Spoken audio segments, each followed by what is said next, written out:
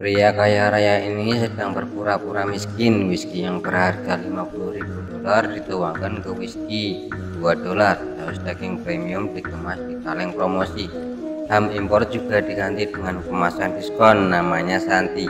Beberapa hari lalu istrinya minta cerai karena dia miskin, tapi keesokan hari dia memenangkan lotre 200 juta dolar. Tiba-tiba dia menjadi orang kaya. Penasihat keuangan bilang ke dia jika bercerai sekarang harus bagi 100 juta ke dolar ke istrinya. Jika tidak ingin, dia harus pura-pura miskin. Ada uang tapi tidak bisa berfoya. Hal ini sangat sedih. Jadi dia pergi ke mall untuk beli baju mewah terlebih dahulu.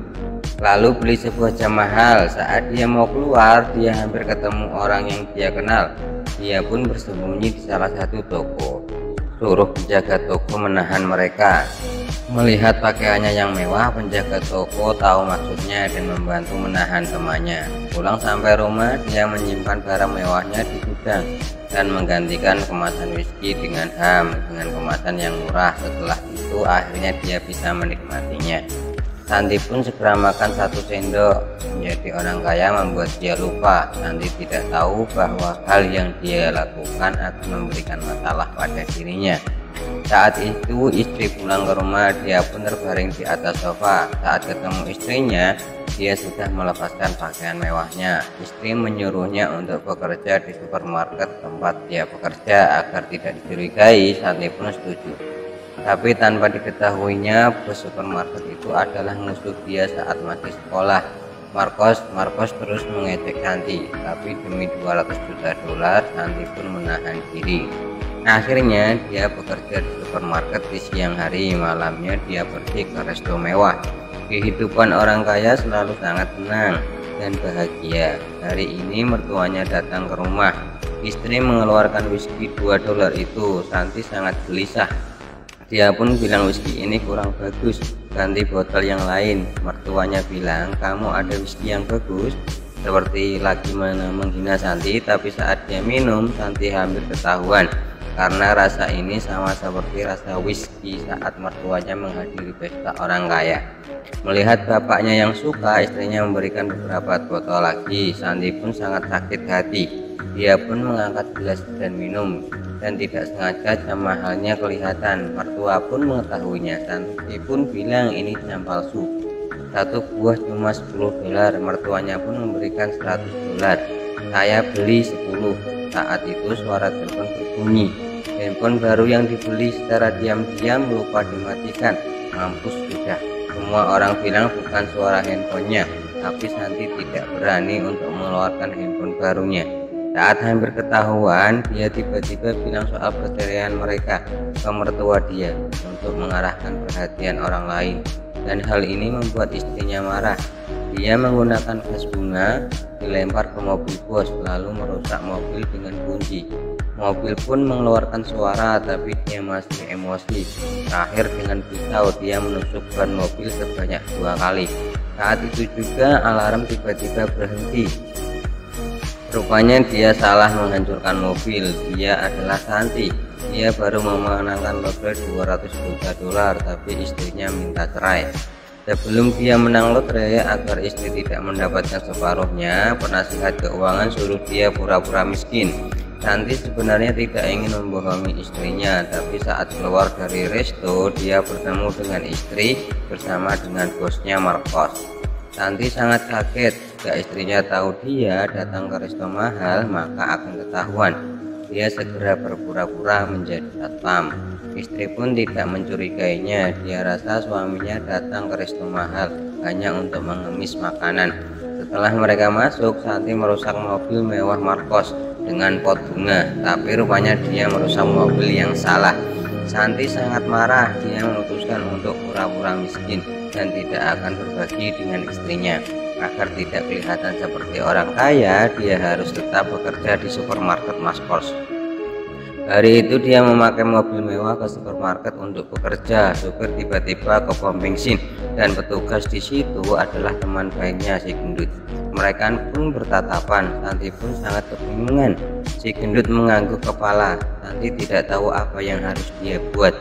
Dia harus jujur saat dia sudah tidak bisa berpura-pura. Si gendut menggunakan tangan untuk mengatur rambutnya.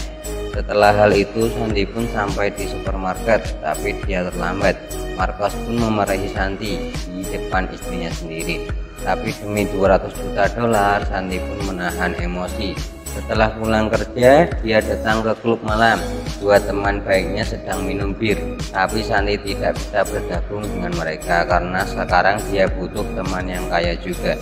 Sampai di rumah, dia pun terpikir jika membuat dua temannya kaya, maka sudah ada teman. Keesokan hari, mobil mewah parkir di depan pom bensin si gendut. Seorang broker terkenal memintanya menjadi model kacamata.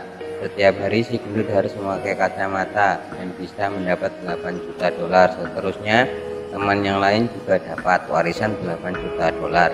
Setelah itu, Santi pun pergi ke klub malam. Kedua teman baiknya tidak membuat dia kecewa. Mereka mulai meremehkan Santi dan juga mereka tidak mau bilang ke Santi soal kekayaan mereka. Santi akhirnya pergi main golf. Penasihat keuangan bilang Marcos sudah menjadikan supermarket ke bank. Dia sudah bangkrut. Tiba-tiba saja Marcos muncul di hadapan mereka. Santi pura-pura menjadi pekerja biasa, tapi jam ini dia seharusnya bekerja di supermarket. Santi pun mengaku ini adalah kerja sampingan, tapi Marcos pun memecatnya langsung. Sampai di supermarket, Santi segera bilang ke istrinya, Marcos sudah bangkrut, tapi istrinya tidak percaya. Dia kira Santi cemburu dengan kekayaan Marcos. Keluar dari supermarket, teman baiknya membeli sebuah mobil mewah. Santi kira mereka bisa menggunakan uang untuk mengubah hidup, tapi mereka terus berfoya-foya. Santi yang mencoba menasihati, tapi mereka kira Santi cemburu dengan mereka. Akhirnya Santi pun jujur ke mereka. Malam itu, tiga teman baiknya datang ke pesta Santi. Setelah beberapa bulan, akhirnya Santi bisa menikmati kehidupan orang kaya. Keesokan hari, istrinya mendapatkan telepon supermarket akan bangkrut. Santi pun mengundangnya untuk makan malam bersama. Dia ingin jujur dan tidak ingin bercerai. Santi mengundang kopi terkenal untuk membuat makan malam mewah. Setelah makan malam, Santi pun jujur mengenal hal ini, menang lotre 2 juta dolar. Istrinya mengira dia berbohong. Saat dia melihat gudang yang direnovasi menjadi resto mewah, dia pun percaya, tapi istrinya sangat marah. Kamu membohongi saya. Santi sangat bingung. Tidak ada uang mau cerai, ada uang pun mau cerai. Kenapa wanita itu susah dimengerti? Keesokan hari, istrinya mendapatkan transferan 1 juta dolar. Santi juga mengirimkan dokumen perceraian. Istrinya pun menerima telepon supermarket dibeli oleh orang kaya dan dibuka kembali. Penasihat keuangan menggantikan Santi, menuliskan nama istrinya sebagai kepemilikan, dan Santi pergi ke bandara sendiri. Dia mau meninggalkan kota itu dan melalui kehidupan dia sendiri. Istrinya pun pergi ke bandara. Dia pun menemui Santi. Dia pun menamparnya, membuat Santi kesakitan, dan juga bilang, jika kamu pakai 100 juta dolar untuk mendapatkan saya, maka kamu sudah salah. Santi pun mulai mengerti. Akhirnya mereka bersama kembali. Kedua teman baik Santi juga melalui kehidupan orang kaya. Bisa dibilang ini adalah film lelucon dan juga film yang sangat bermakna.